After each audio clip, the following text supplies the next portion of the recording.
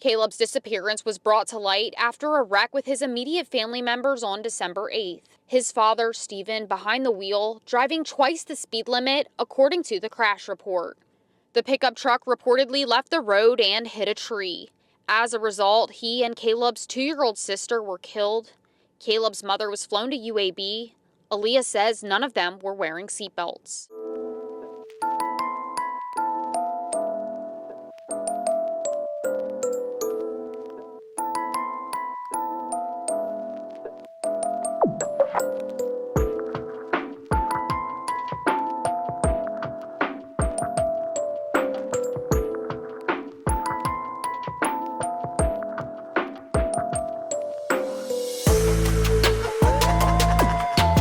Welcome or welcome back, and thanks for being here.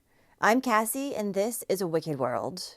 The story I have for you today is one that just happened pretty recently, and it's a bit of a complicated one. It's about a missing little boy and his older sister who is likely killed as a way to cover up his disappearance. This is the story of Kahleb and Ryleigh Collins.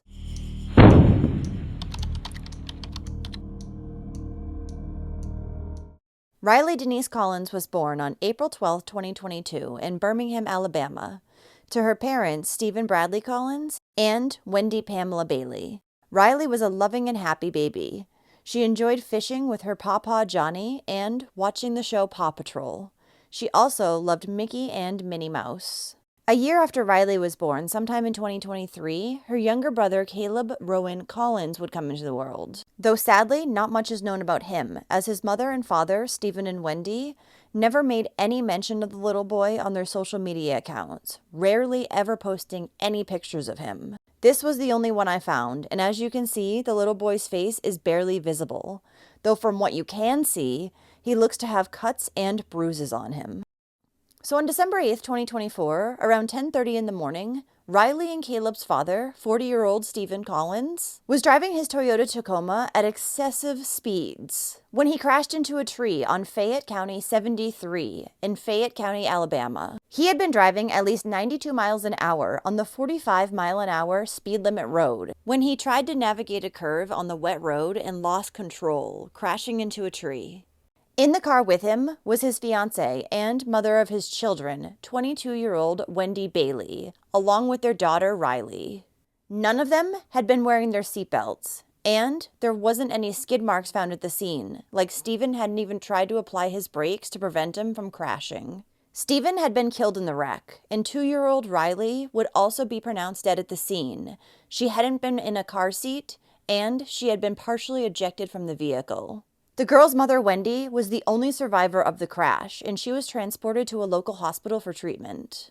Following this incident, an out-of-state family member informed law enforcement that the couple actually had another child, Kahleb, and they wanted to know where he was because he hadn't been in the vehicle at the time. As such, the Fayetteville County Sheriff's Office issued a missing child alert. They also issued a press release in which they stated that the 1-year-old who was from Winfield, Alabama, was missing. They then asked the public for any information in regards to his possible whereabouts. Kahleb was described as a white male with blonde hair and blue eyes. He is 2 feet 6 inches tall and weighs 35 pounds. Though he was only a little over a year old, so I seriously doubt he actually did weigh that much. Investigators would then carry out multiple searches on the family's home that was located on Highway 129 in the Winfield area, as well as travel to Birmingham several times to interview the children's mother, Wendy, while she was in the hospital. Come to find out, the Alabama Department of Human Resources had been involved with the family. It said that both Kahleb and Ryleigh had at one point been placed in foster care, and had even been living with a very nice foster family as well.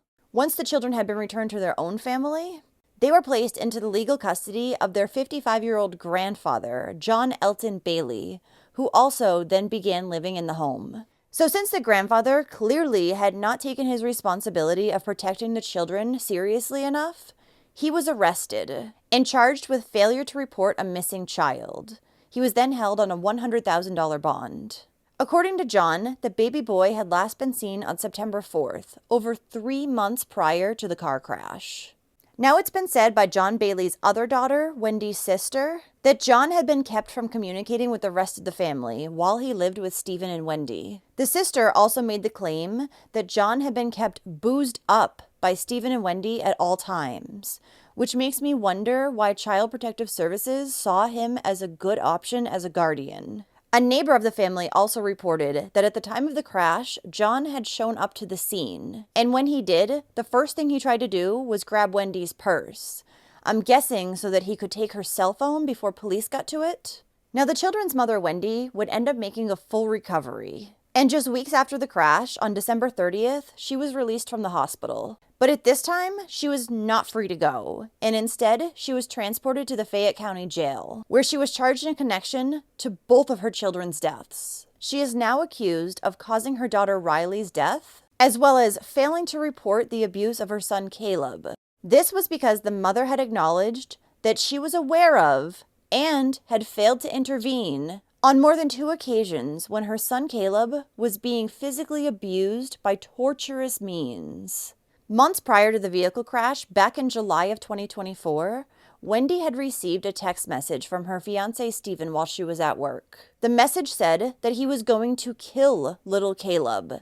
This was followed by a picture of Kahleb hanging by a rope with blood on his body. Then there was another photo that Stephen sent to Wendy after that.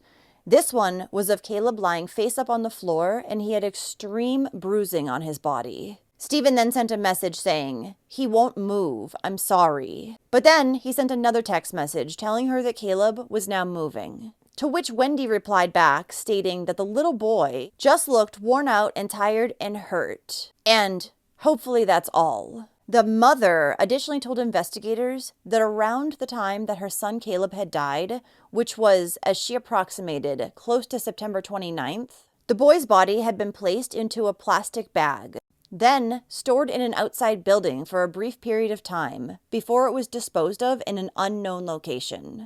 Investigators have since searched a shed that was on the family's property, as well as the fire pit in their backyard. But even after multiple searches of the property and the surrounding areas, police have still not been able to locate Kahleb's body. Wendy is still currently sitting in jail, and she's been charged with domestic violence, corpse abuse, aggravated child abuse, and criminally negligent homicide in relation to her daughter Ryleigh's death. Investigators have also said that more charges are possible.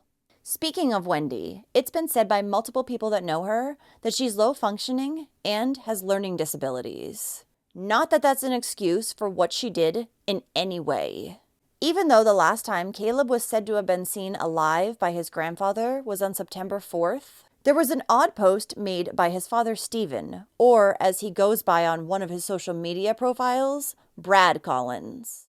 He made this post on November 6th, and it stated, "Our son is not doing well. He is not growing and has major back issues. His organs are growing but not his body.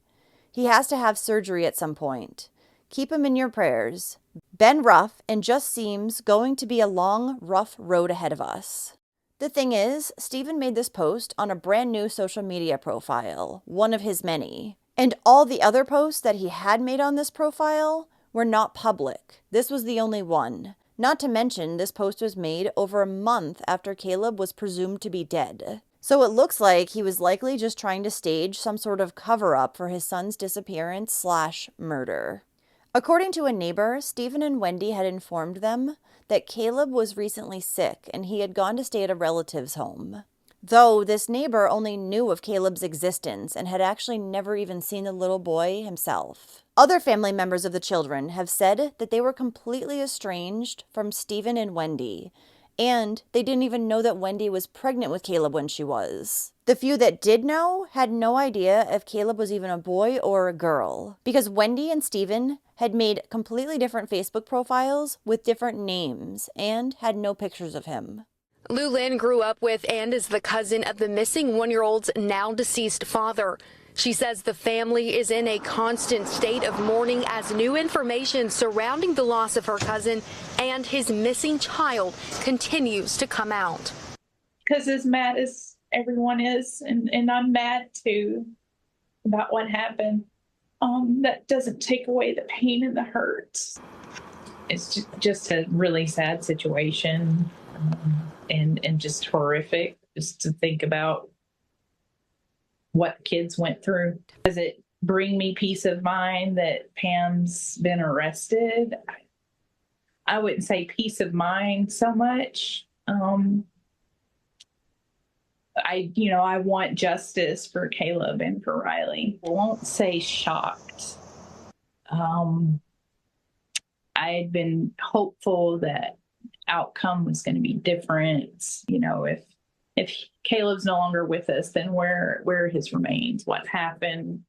Rumor has it that Stephen might have thought that Kahleb was not his son, which may have been the reason why he was hurting him and not his older sister Ryleigh, as she was said to have not suffered the same abuse as her brother did.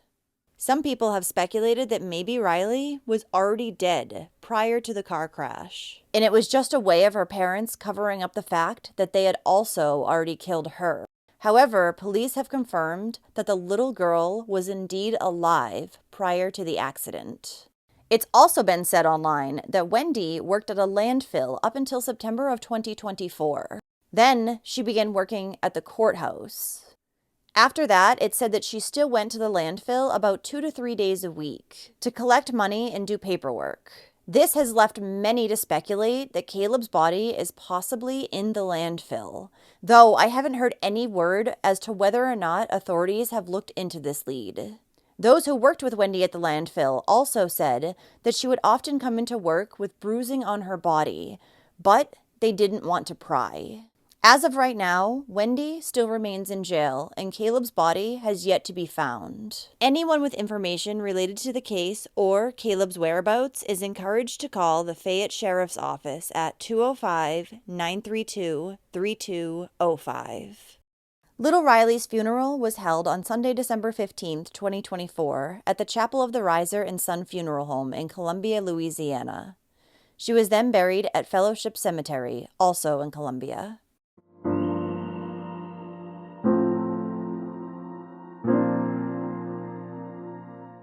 Well, thank you for listening to Kahleb and Ryleigh's story today. This is a case that I definitely want to follow up on and keep you updated as more information is released. Hopefully, authorities will find Kahleb's body soon. Now, I think it's pretty clear that the parents were trying to take the easy way out by crashing the truck. They didn't want to get in trouble with the law for killing their child, so they decided to take themselves out of this world as well. But I'm glad that Wendy at least survived, so now she can be punished for her actions, or lack thereof. Hopefully, her punishment is everything she feared and more.